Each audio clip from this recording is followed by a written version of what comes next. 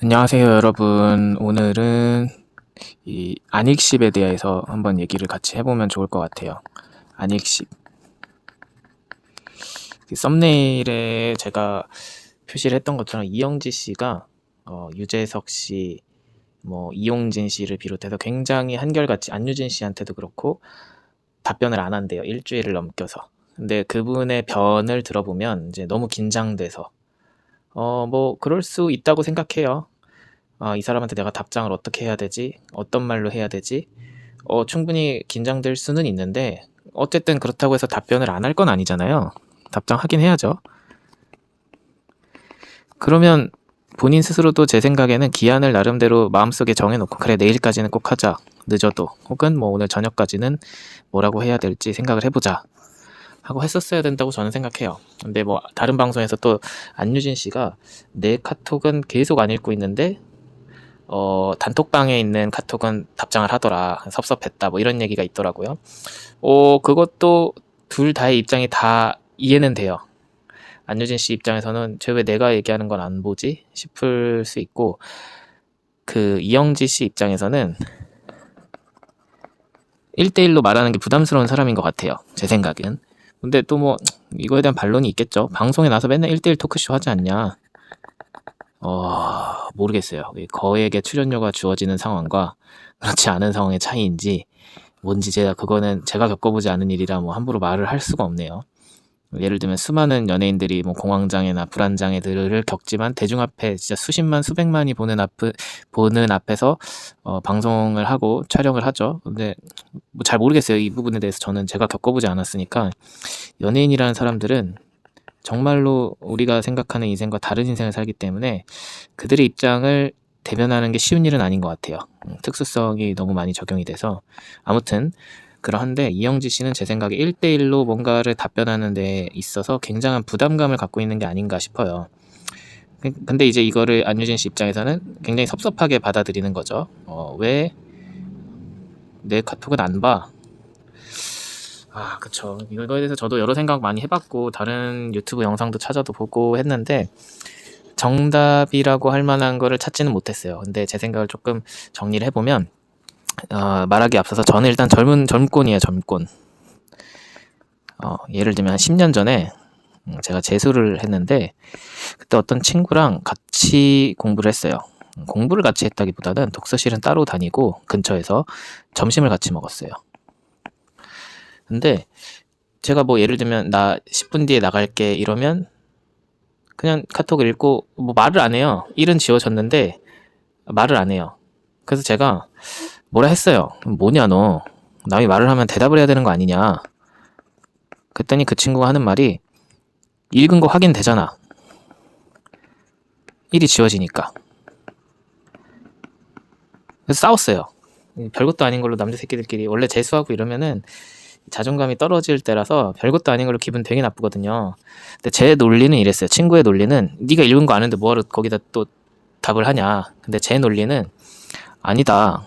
사람 대 사람이 대화를 하는 걸 하면 1m 앞에서 대화를 해도 그럼 대답을 왜 하냐. 여기서 말하는 거를 당연히 들은 거 아는데 왜 상대방은 내가 말한 거에 대답을 해야 되느냐. 그게 예의이기 때문이다. 매너고. 카톡도 어쨌든 대화의 일종이기 때문에 네가 알아들었으면 알았다는 표시를 해줘야 될 필요가 있다. 난 기분이 나쁘다. 이런 이유로 싸웠고 진짜 웃긴 게 뭔지 아세요? 그 이유로 안 봐요. 둘 다 속이 좁았던 거죠. 둘 다. 그 이유로 안 봐요. 그래서. 근데 어찌됐든 어이가 없네. 어찌됐든 간에 제 논리는 이랬어요. 대화에서도 마찬가지로 귓구멍에 목소리가 들어왔다고 해서 가만히 있으면 안 되잖아요. 내가 들었다는 거, 동조하고 있다, 경청하고 있다라는 걸 상대에게 알려줘야 될 필요가 있으니까 서로 대답도 하고 질문도 하고 이러는 건데 카톡도 저는 같은 논리라고 보는데 그거부터가 이 젊은 꼰대라는 거를 좀 보여주는 것 같아요. 이 기본적인 가정을 깔고 얘기를 할게요. 그거를 좀 명심해 주세요. 근데 제가 그래서 예를 좀 들어서 설명을 하자면 제 지인 중에 제가 지금까지 이영지 씨랑 비슷한 사례를 딱 2명 봤어요. 2명. 근데 제가 처음에는 이런 사람들 진짜 이해를 전혀 못했고 이게 진짜 싸가지가 없다. 어떻게 연락이 왔다는 거 알면서 안 읽고 답장도 안 할까. 근데 그 둘이 나쁜 사람들이 전혀 아니었어요. 뭐 그렇게 막 훌륭한 사람은 아니었지만 그럭저럭 되게 괜찮은 친구들이었거든요. 근데 한 명은 그 카톡의 개수가 기억이 안 나는데 뭐 999였나 뭐 300개가 넘었나 뭐 그래요. 근데 물어봤어요. 제가 왜 그냥 냅둬? 귀찮아서.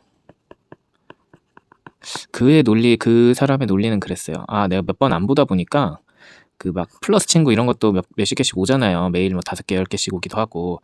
그런 게 쌓이니까 그 속에서 굳이 막 그 사람들로부터 그런 플러스 친구 같은 광고가 아닌 사람들로부터 온 메시지를 일일이 찾아서 체크하고 답장하는 게 귀찮은 거예요. 뭐 그럴 수 있다고 생각은 해요. 귀찮을 수 있죠. 자유니까. 근데 그거 외에도 또 이 두 번째 사람은 이유를 잘 물어보진 못했어요. 근데 어떻게 알게 됐냐면 저 그리고 두 번째 예시인 B 그리고 제3자가 저한테 막 그러는 거예요. B가 내가 연락한 거 답장도 안 하고 읽지도 않는다. 그래서 이 둘 관계가 파탄이 났어요. 그거를 저한테 이제 알려주더라고요. 근데 알고 보니까 B는 별 생각이 없어요. 또 B는 제 후배인데, 학교 후배인데 굉장히 괜찮은 후배예요. 그래서 종종 안부도 묻고 그러는데 하루에 한 티키타카 2번 정도 오가면 한 이틀 뒤에 오기도 하고 안 오기도 하고 그래요. 신기하죠. 근데 되게 괜찮아요. 만나면. 이게 그 친구랑의 카톡인데 이게 12월 31일인가 그래요. 근데 이게 지금 제가 영상 찍는 날 기준이 3월 24일인데 3개월 거의 4개월 가까이 읽지도 않았어요. 아직도. 근데 실제로 굉장히 괜찮은 친구예요. 그래서 이거에 대해서 되게 난감했어요. 도대체 어떻게 받아들여야 될까. 근데 댓글을 보니까 유튜브 영상 그 이영지 씨에 관련된 영상의 댓글을 보니까 절대 다수가 막 욕해요. 매너가 기본이 안 돼 있다. 그분들은 제가 볼 때 다 직장인들일 거라고 생각해요. 직장인들은 아침에 출근을 하면 메일부터 확인하잖아요. 그래서 답장하고 뭐 중요한 거 체크도 하고 또 오후가 되면 시간이 지나서 오후가 되면 또 피드백을 해야죠. 자기한테 답변이 온 게 또 있을 테니까. 그게 일상이에요. 그러니까 무조건 해야죠. 왜냐면 일하러 갔으니까 그것도 일이잖아요. 일하러 간 사람이 일을 하는 거니까. 근데 이영지 씨 같은 경우가 이거랑 같은 경우인지 제가 솔직히 얘기하면 잘 모르겠어요. 본인이 같이 일을 하는 거에 관련돼서 다른 동료 연예인들하고 연락을 한 거라면 뭐 비난받아 마땅한데 이 잡담이나 안부 이런 거는 사실 비즈니스가 아니잖아요. 돈을 받아서 하는 것도 아니고 제가 볼 때 없어요. 의무는 없어요. 냉정하게. 왜냐면 집에서 쉬고 싶을 수도 있어요. 예를 들면 전화가 오고 이런 것도 자기가 원하는 사람하고 전화 통화할 수 있잖아요. 그 원하지 않는다는 게 이 사람 싫다가 아니고 내가 진짜 아무런 부담 없이 받을 수 있는 사람. 그런 사람하고만 통화를 할 수도 있죠. 카톡도 비슷하다고 보는데 근데 이게 의무가 아니니까 자유는 맞지만 이로 인해서 인간관계에 문제가 생기면 지 책임이죠. 다 100%. 100% 지 책임이죠. 근데 제 생각에 이영지 씨 같은 경우는 워낙 지금 잘 나가고 있으니까 본인이 갑이잖아요. 이영지 씨는 본인이 갑이에요 지금. 이거 빨간색이네. 저는 상관없는데 그분이 혹시라도 알면 기분이 나쁠 수도 있으니까 슈퍼갑이죠. 지금 요새 잘 나가는 분이니까. 그전에도 혹시 빨간색으로 한 게 있나? 없네.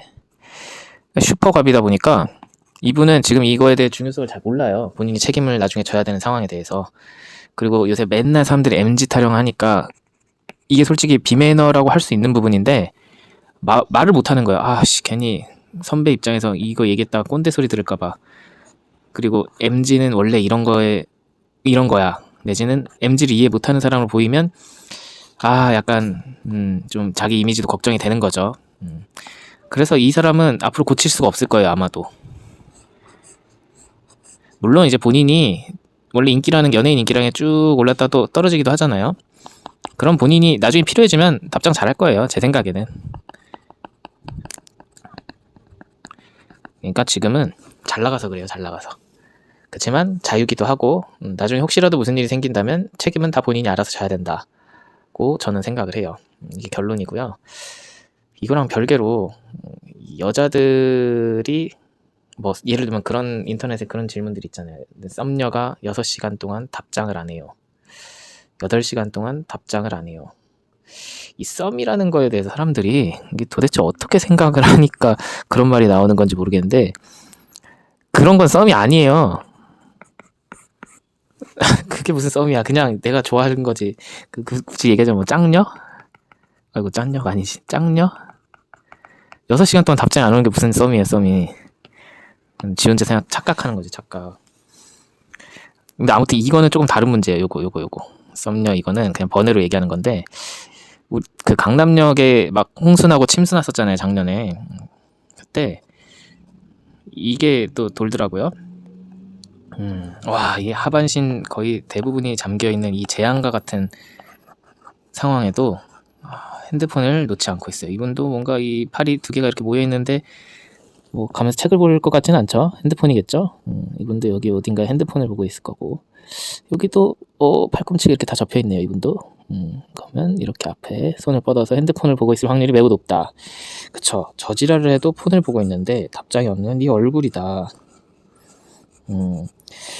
그러니까 여러분들, 저는 이제 익명이니까 이렇게 저한테 해당이 안 된다는 듯하게 떠들고 있기는 한데, 6시간 답장이 없다. 썸이 아니에요. 착각들 하지 마세요, 제발. 썸 아니에요. 마음에 그 생각, 당신 생각밖에 없는 게 썸인데 어떻게 6시간 동안 답장을 안 해요. 개인적인 생각으로 진짜 일에 열심히, 공부에 열심히인 사람들 뭐 서너 시간 정도까지는 괜찮은데 밥을 먹어야 되잖아요. 6시간은 썸 아니에요. 기대하지 마시고 빨리 포기하세요, 제발. 오늘 여기까지 하겠습니다. 감사합니다.